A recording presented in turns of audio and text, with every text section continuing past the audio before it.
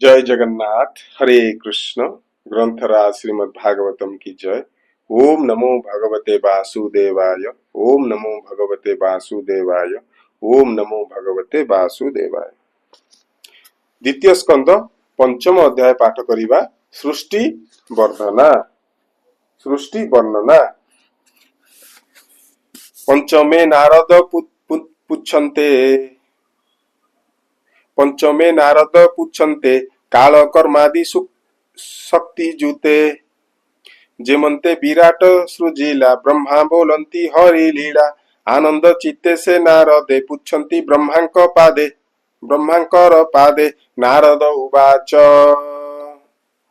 भो देव देव नमस्तुते भूत भावन तु जगते। सृष्टिर अग्रे तोर देहि तो भाव न जानती केहि। आत्मार तत्व तुम्भे जान जे वेद पुराणे प्रमाण।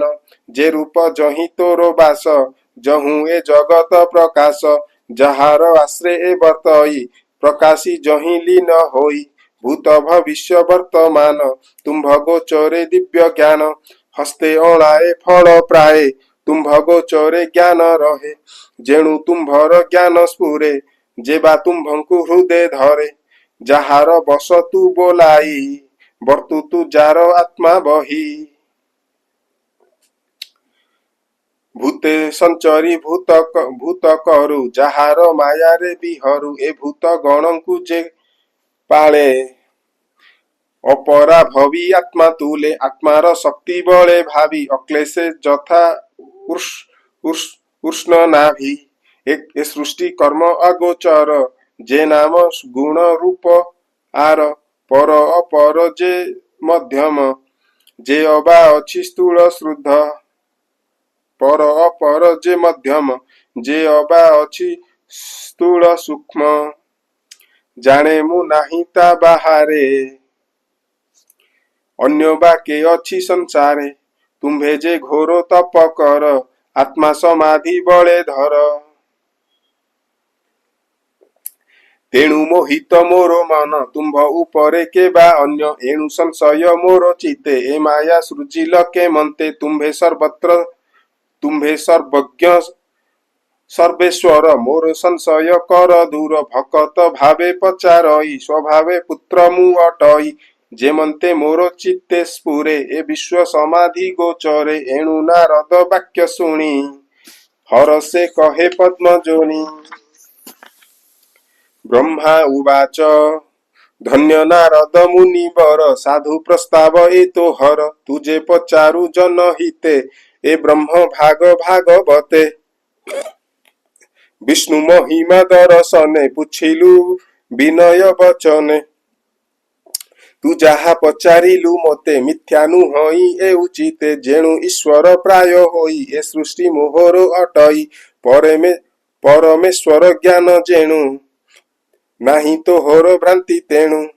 जे विष्णु आज्ञा घेनी माथे ब्रह्मांड सृजिली जे मंते अर्क अग्नि शशि ग्रह नक्षत्र तारा राशि। तो आदि संत छंती जेते जे विष्णु माया बल ग्रस्ते। बोलंती मोते विश्व गुरु जार महिमा महामेरु।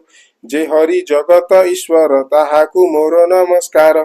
जहार इच्छा मार्गे स्थिति लोके संचित भगवती। जे माया बसे ए जगत अज्ञान मदे विमोहित। मुहि मोहर ए शरीर द्वारा संपद बंधु मोर। अज्ञानी जनक ए भाव सर्व संपद पद्मनाभ। ए दिव्य काल कर्म जीवन जे अबा स्वभाव जीवर। ए दिव्य काल कर्म जीवर जे अबा स्वभाव। जेते देखई भिन्न भिन्न विचारे केबा अछि आन।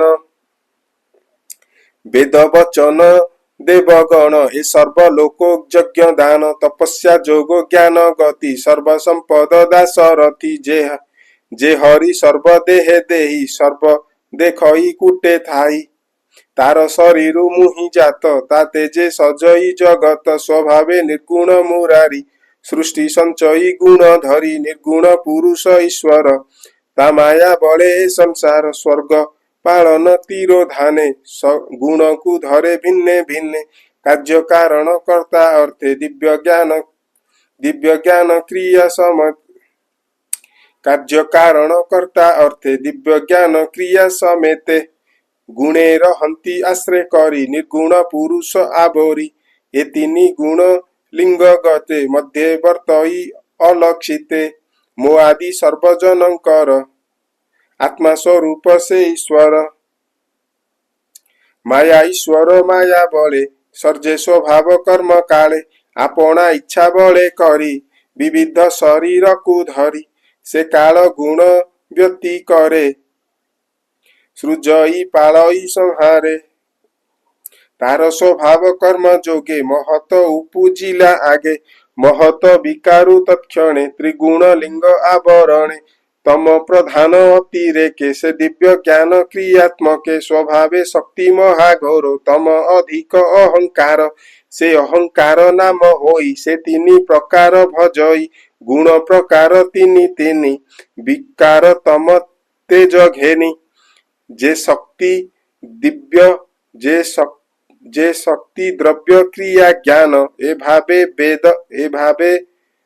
भेद भिन्न भिन्न से अहंकारे भूत आदि तामस शक्ति तहि भेदी शबद गुण मात्रा संचे नभ प्रकाशे अंतरिक्षे शबद गुणे से प्रधान दृश्य दर्शक भेद स्थान शबद गुण नभु होई चतुर्थ मात्रा संगे लई नभ विकारु वायु जात स्वरस शब्द गुणे स्थित स्वरस गुणता प्रबल जे प्राण सह ओजो बल पवन विकारु तक्षणे स्वभाव काल कर्म गुणे स्वरस गुण तहि थाई द्वितीय मात्रा भाव बही स्वरस गुण तहि थाई तृतीय मात्रा भाव बही शबद स्पर्श रूप तार प्रचंड तेज महाघोर तेज विकारु से उदक जार स्वभाव रसात्मक शब्द स्वरस रूप तीनी ए तीनी रस संगे घेनी आप विकारु मही जात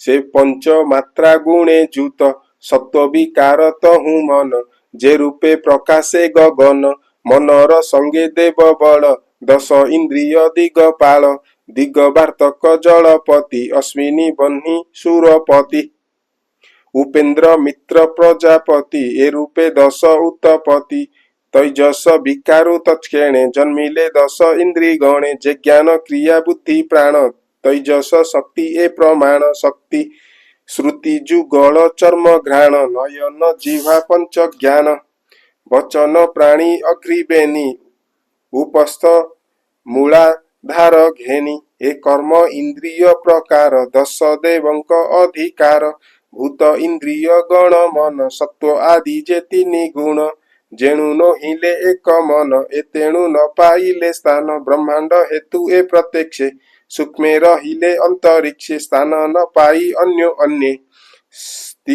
स्थिति की स्थगिते रहिले गगने केते हैं काल शून्य रही ए सर्वे विष्णु आज्ञा पाई ए महाभूते सूक्ष्म भूते घटित अन्य अन्य जूते सुवर्ण अंड उपजिला तक्षणे उदके पड़िला अनेक सहस्र बरसे से अंड महाजले भासे से अंड मध्य जीव जात काल कर्म स्वभावे स्थित ताहा स्वभावे अचेतन चेतना देले भगवान से सर्वगुण सर्वसिद्धि केते हैं काले अंड भेदी पुरुष होइला बाहर एबे हो सुण मुनिवर सहस्र उरु अग्रिवक्ष सहस्र नयन प्रत्यक्ष सहस्र शिर सहस्र भुज आनन अप्रमित तेज ताहार देह शून्य देखी लोकर स्थिति उपलक्षी द्विसप्त लोक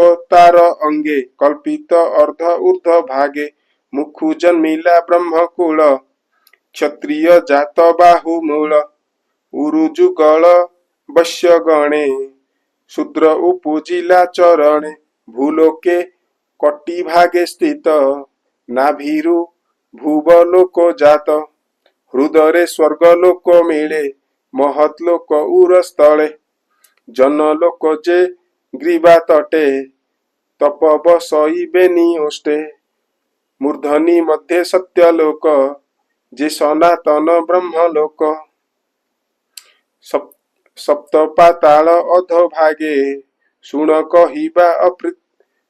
कहिबा प्रीति अंगे अतल बसे जंघ देशे उरुरे बीतल प्रकाशे सुतल बसे जानु मूले जंघर मूले तलातल जंघर मूले सुतल बसे जानु मूल जंघर मूले तलातल जे महातल गुल्फु देशे पादाग्रे रसातल बसे पाताल पाद तले रहे एणु भुवन विश्व देहे ए भूमि लोको पादे बसे नाभिरे भुवजे प्रकाशे स्वलोक कल्पित मूर्धनि विश्वदेहे बा विश्वमानि नारद आगे वेद बर जाहा कहिले वेद सार सुजन जनक श्रवणे ब्राह्मण जगन्नाथ भणे जेमंते ब्रह्मांडर सृष्टि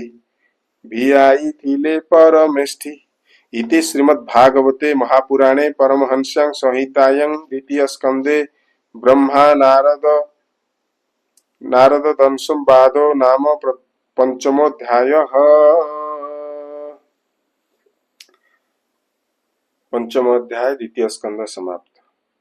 ग्रंथराज श्रीमद्भागवतम की जय।